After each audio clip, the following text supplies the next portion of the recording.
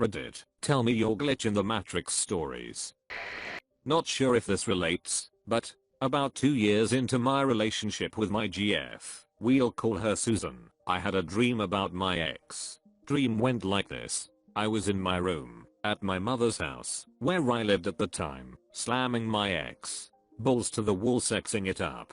I knew I was cheating on Susan, but didn't care. So in the middle of it, I look over to the window, which you can see the back porch from, and Susan is there, watching us, crying and mortified. I then woke up. I thought it was a weird dream, but dismissed it. A few days go by and Susan and I are hanging out in my room. She brings up this weird dream she had a few days prior, and describes my exact dream, except from her POV looking through the window. Freaked me the out, didn't say anything about it at the time. I still haven't said anything. 5 or 6 years later, it still weirds me out. My dad had this little toy monkey that he used to call his favorite child and tease me and my siblings with it. Not in a bad way, but it was really frustrating to us, and we spent hours trying to steal it from him. Well anyways, one day we finally got it and threw it into the garbage. After drawing on it and mangling it for a bit, my dad laughed and searched for it a bit but basically figured we had thrown it out and gave up after a week or so. Anyways, a few years later, when I was about 17, I'm walking down the street in Toronto. I don't live in Toronto, was just visiting friends, and see this little orange object on the side of the road. When I walk over to it, I pick it up and see that it was the exact same king monkey. It even had the black Sharpie lines on it from when we drew all over it. I honestly cannot even come up with the chances of that happening, especially considering our garbage is sent to a local dump and is nowhere near Toronto. Edit. I actually took it with me and killed it with fire, just so I knew it wouldn't come back again. I used to work in a building that had 3 levels of sub-basements, with the piece of lab equipment I typically worked on in the lowest basement. I had the only key. There was a wired phone in there, and I did work late some nights, but not this night. I was sleeping alone in my apartment when I woke up to a call on my cell phone from my girlfriend at 3 AM. She was in hysterics and asking why I scared her. Apparently she received a call from that basement phone just a minute earlier, with someone who sounded like me slowly repeating her name until crackling and fading out. My apartment was 10 miles away from work. I thought she was lying, but I saw the 3 AM call from the basement phone logged on her cell myself. Still freaks me the out. Every so often, I'll have dreams which play out exactly as I've dreamt them, years later. They're usually insignificant moments, so I make a mental note and move on. I used to work in music and toured with this band. The guitarist, Josh, of the band's best friend, Matt, had died a couple years back. He always talked about the kid and he seemed like a great guy. Josh always had this reoccurring dream where Matt was standing on this abandoned street which, supposedly, was metaphorical for purgatory. Josh had all these conversations with Matt in these dreams, and because he had overdosed unexpectedly, he felt like his spirit was not able to move on. At the end of the dreams, Matt would take a bulb from the street light on the street they were standing in the middle of. Josh described these dreams in extreme detail and I could pretty much picture what the street looked like. Fast forward to about 6 months into touring with these guys. They were huge Bright Eyes fans and wanted to stop in Cassadaga, Florida. Bright Eyes singer wrote an album there, and it's a really creepy spiritual medium place. It might be worth noting that 6/7 of the people I was with are all atheists. So we drive into Cassadaga around 2 or 3 AM and drive around. Suddenly, this big black dog comes in the middle of the road and just stops and looks at us. The guys in this band were weird as, and were saying things like, "Follow the dog. It's trying to show us something." And in my mind, I'm just thinking they are all king idiots. We follow this dog for a few blocks, as it was walking pretty slowly. All of a sudden, we turn a street and the dog bolts. We try to speed up but Josh says, "Stop the king van." This is it. We are all confused, and he gets out of the van and looks around. This is it. This is the street in my dreams. We hang out for about 15 minutes, and from the way he described the street, from having houses on the left to a park on the right, it was definitely the street. As we get in the van, a street light goes off, and we just drive off. He claims he never had any more dreams about it, as that was closure on everything. Edit. Grammar. Middle school, the entire 8th grade class had to do this thing called a cultural fair, where we research our lineage/cultural roots, and present it after school at night for all families to see. Me and a buddy are cruising the empty halls out of boredom, before the whole thing starts, and for some stupid reason, I bet him $10 I can open any locker, and he gets to choose which one. He takes my bet and picks a random locker. He jiggles the handle and spins the dial on this a few times, to make sure it's locked. I remember, it was locker hash 424. So I look at him, go piss. Watch this. I spin it, 6 right, 24 left, 34 right. I remember thinking, these numbers sound right in my head. The latch lifts up and it swings open. Sort of related perhaps. When I was looking at colleges, I was walking down a stairwell to see a building, when I passed a girl about my age. We both met gazes, passed and then at the same time, stopped, turned back around and looked again. For a moment we just stared at each other. It was like I had just run into someone I had known my whole life, but had never seen before. At the same time we asked, "Do I know you?" Confused, we spent a few moments trying to figure it out. We swapped names, shared where we were from, where we had traveled, but there was no match up at all. Nothing. She apparently felt the same way, like she'd known me all her life. We didn't know anything about one another, but there was this unexplainable, undeniable connection. Her parents, who hadn't realized she had stopped and had continued walking, came back and hurried her off before I could get her phone or email. Julia, if you're out there, message me. Edit. Before you suggest it, I'm pretty sure we weren't twins. She was black, and I'm white.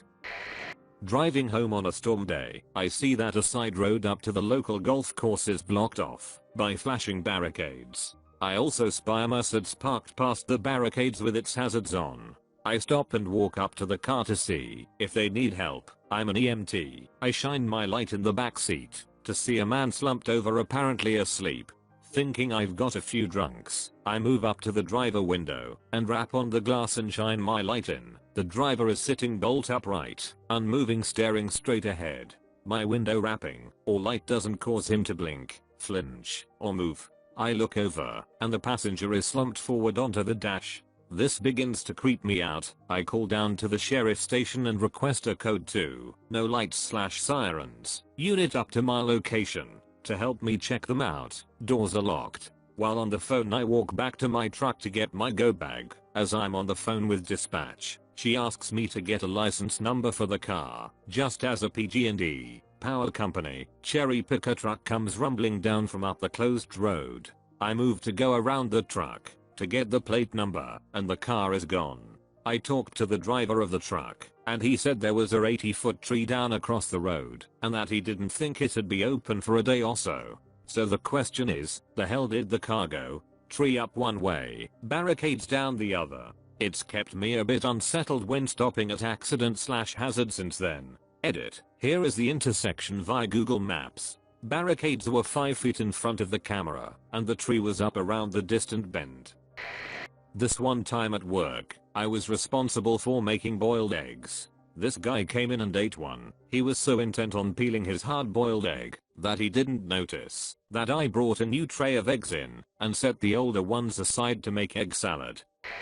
Ever since I was a kid, I have what I call doubling occasionally happen around me. I put something in a pocket, then later find it in another pocket, as well as the original in the pocket I had put it in. And yes, it has happened to money before. Score. The most standout example was when I was a teen at camp. All the leaders had engraved plastic number tags, and we were only issued one. I used to keep moving mine between my hat and my shirt. At the end of camp, I just crammed all my stuff in a duffel and headed home. Later when I unpack, the first thing I do is pull out my hat with the tag on it. Okay, so that's where I had it last. And of course a minute later, I pull out a shirt with the same number tag pinned to it. I also experienced a similar phenomenon when I was a kid.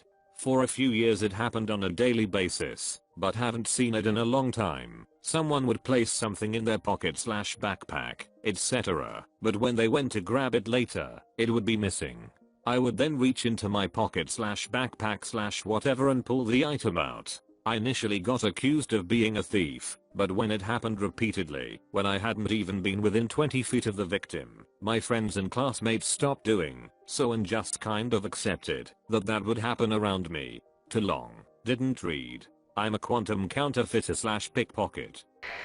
At 12 years of age, my mom let me stay in the truck as she went grocery shopping. As I wait, I see an old guy walking towards the truck with an indescribable look at me, as if I know too much. He stops 5 feet from the truck, looks at me for a couple seconds and heads back the exact way he came.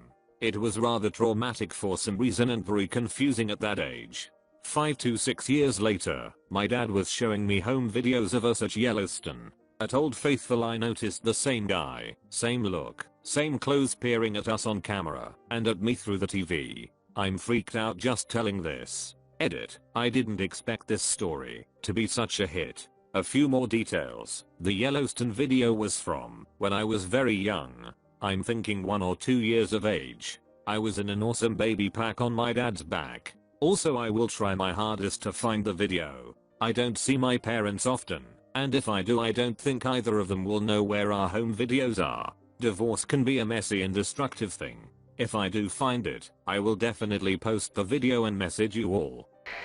I had a monkey on my keychain back in high school. This chain was 3 links long. One day I was walking out to my car, and I heard something hit the ground. I looked down to discover the monkey with links 1 and 2 of the chain still attached on the ground, and link 3 still attached to my belt. All of the links were still fused together. My only guess is the chain phased itself apart.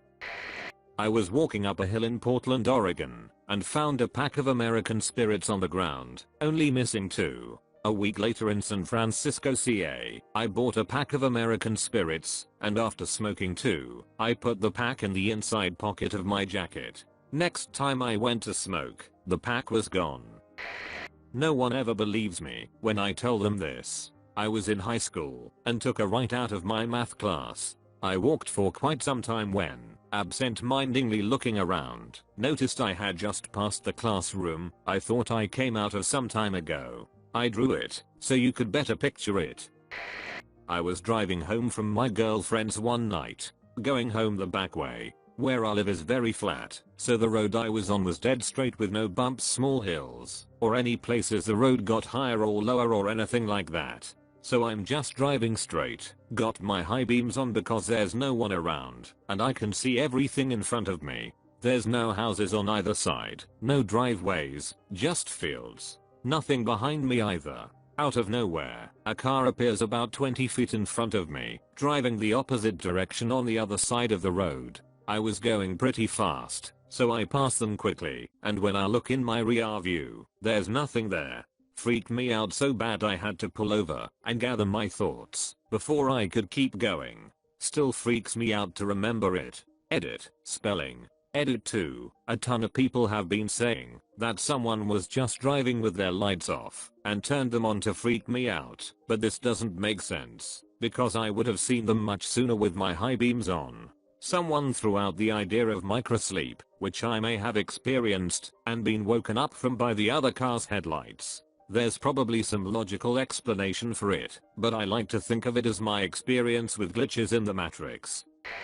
I was eating popcorn in front of the TV and dropped a piece. When it should have hit the ground, I heard a faint pop noise. My mom was a stickler about messes, so I looked all over, under the couch, under the TV stand, everywhere, and couldn't find that popcorn.